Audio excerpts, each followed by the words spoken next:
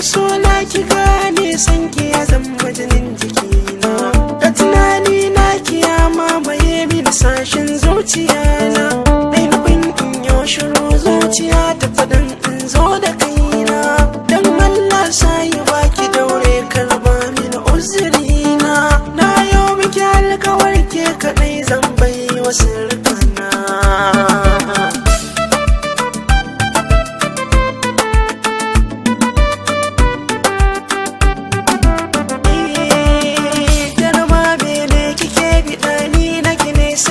Tunani ke ce hasken gazina, safe da rana cikin awanni. Sai wa zan kyautata mai ki bani bari ai miki rauni. Mai kyan sura kin yi bambam a gurin su wajen kamanni. Tabbas na yarda so shi ya zama sanofin rayuwa na.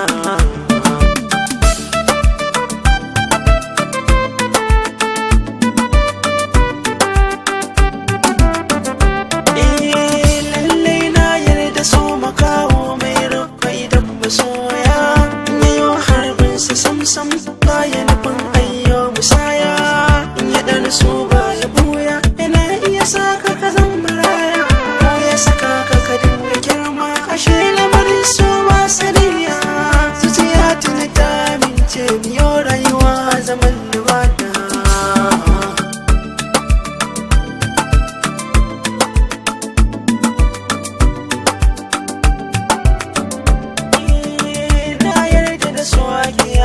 Zuciya ta yarda mi rayuwa, sanadin ki na ya da kowa, ke narke kuma na kulawa. Kalaman soyayya ki ansa akan ra'ayin ki na yau da dewa. Kyakkyawa baki a tausayi, sannan baki da gazawa. Soyayya ta ki ce sa'iwa ta gyaran rayuwa na.